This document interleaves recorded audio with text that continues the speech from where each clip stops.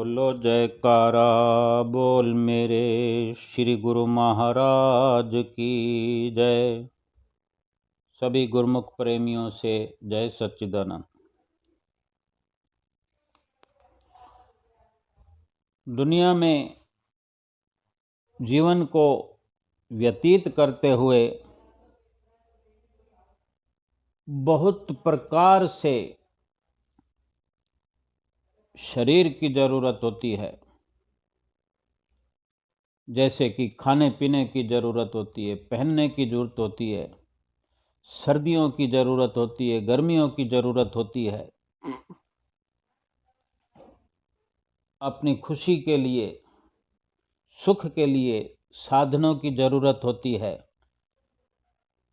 कुछ रिश्तों की ज़रूरत होती है, यानी रिश्तों में बंधे हैं हम।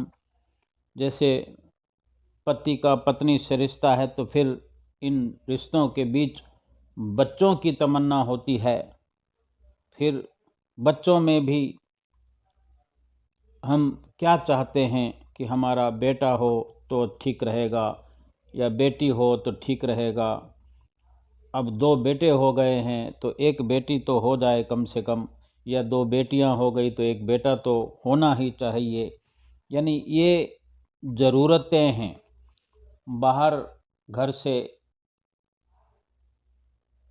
व्यवहार के अंदर दोस्तों की ज़रूरत होती है कि कोई हो जिसके साथ अपना कुछ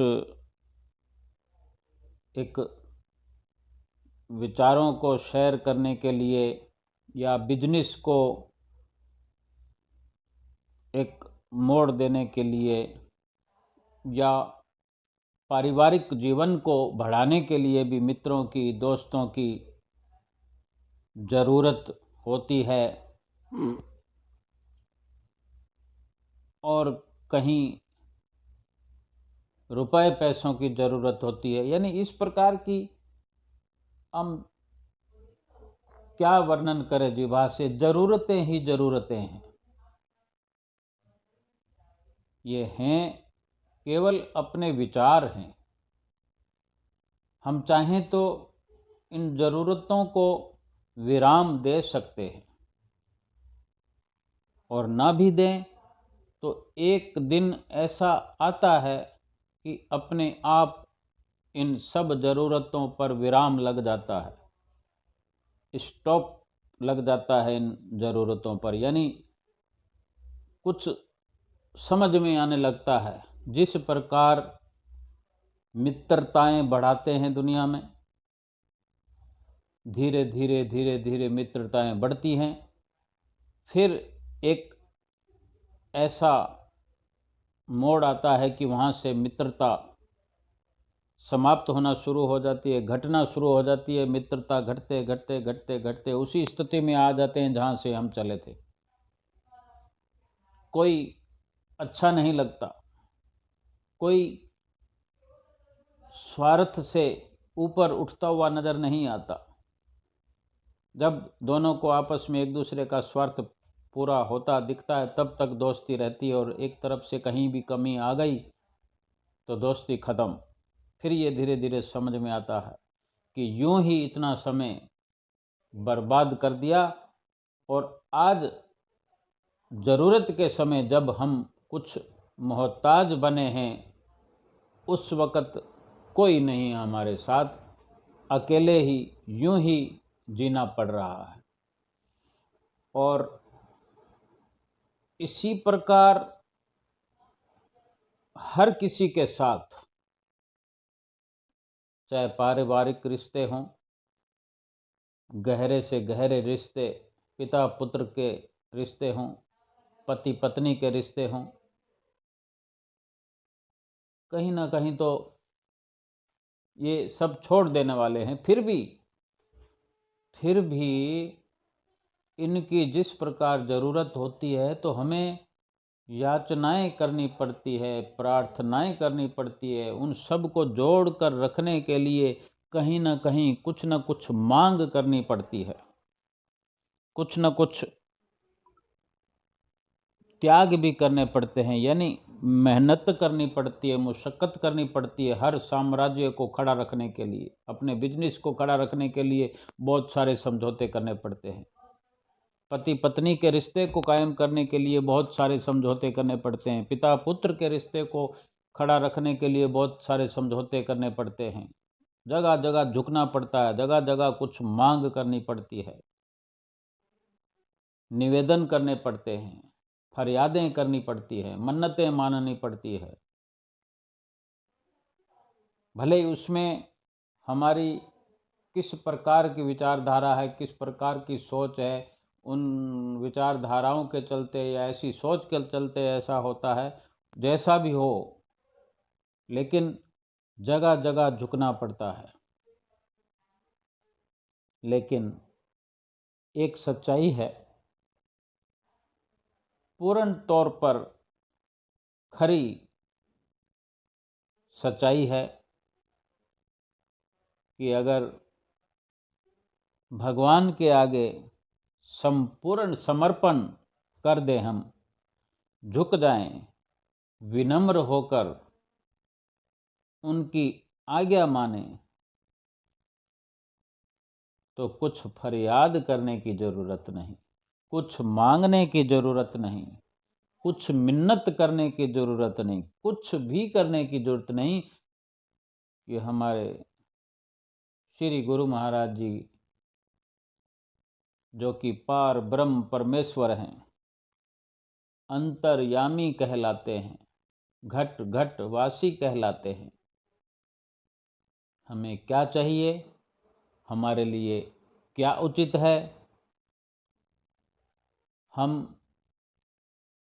किस तरह से खुश होंगे, वो सब कुछ हमारे घट की जानते हैं, हमारे घर की जानते हैं, हमारे बाहर की जानते हैं, भीतर बाहर दोनों तरह से वो जानी जान हैं। और जब जब जिस वस्तु की ज़रूरत होती है, जब जिस प्रकार से हमें कोई मुश्किल पेश आती है, हमारी मुश्किलों को दूर करने के लिए हमारे श्री गुरु महाराज जी स्वयं कोई ना कोई ऐसा रास्ता बना देते हैं, किसी न किसी को जरिया बना करके हमारी हर प्रकार की मुश्किलें दूर कर देते हैं। एक अभी सत्संग में सुनाया महात्मा जी ने, बहुत सारी सत्संग के अंदर सुनने को बहुत सारी श्री गुरु महाराज जी की लीलाएं, श्री गुरु महाराज जी के वचन, उन्हीं में से एक जो अभी चैम्बूर आश्रम अमरधाम बम्बई में आदरणीय महात्मा जी ने सत्संग सुनाया, तो उन्होंने कुछ दिन पहले का किस्सा सुनाया कि अभी श्री गुरु महाराज जी, हुजूर श्री गुरु महाराज जी नागपुर में भी आपने कृपा फरमाई, तब वहाँ की बात श्री गुरु महाराज जी ने एक लीला सुनाई कि श्री दर्शन जो खुले हुए थे, तो सभी गुरुमुख प्रेमी श्री गुरु महाराज जी के चरणों में दर्शन करने आते हैं। मत्था टेकने का अवसर भी हर किसी को मिलता है, और सब मत्था टेक कर जब अपनी अपनी कोई अंदर से मुराद होती है, उमंग होती है, पूरी होती हुई नज़र आती है, कोई दर्शन करके कोई कुछ सोच कर घर से आता है और गुरु महाराज जी उसी सोच के अनुसार वचन फरमा देते हैं। तो ऐसी बहुत सारी बातें होती है। या कोई ये सोचता है कि मैं इस प्रकार की श्री गुरु महाराज जी से विनती करूंगा और ऐसा उसे अवसर मिल जाता है। तो ये सब चीज़ें प्राप्त करके इस प्रकार गुरुमुख प्रेमी जो खुश नज़र आते हैं, वो बयान करने जैसा नहीं होता है, लेकिन फिर भी बयान करने वाले अपने अंदाज में करते हैं। तो महात्मा जी ने सुनाया कि एक बच्चा जो कि दर्शन करके जा रहा था तो महात्मा जी ने कहा कि हमने उस बच्चे से पूछा जो कि बहुत ही खुश नज़र आ रहा था और सामने से गुजरा, तो हमने पूछ लिया कि भाई क्या बात है, बहुत खुश नज़र आ रहा है, क्या मिल गया तुम्हें, कोई मांग पूरी हो गई, क्या मांगा जो तुम्हें मिल गया। तो बच्चे ने और अधिक कुछ नहीं कहा कि श्री आनंदपुर वालों से क्या कुछ मांगने की ज़रूरत पड़ती है, वो तो बिना मांगे ही दे देते हैं। ऐसे हैं श्री आनंदपुर वाले श्री गुरु महाराज जी। तो हम श्री आनंदपुर वाले गुरु महाराज जी के शिष्य हैं, सेवक हैं, और श्री आनंदपुर वाले श्री गुरु महाराज जी हमारे स्वामी हैं, सरताज हैं, वही हमारे पथ प्रदर्शक हैं और वही हमारा मार्गदर्शन करते हैं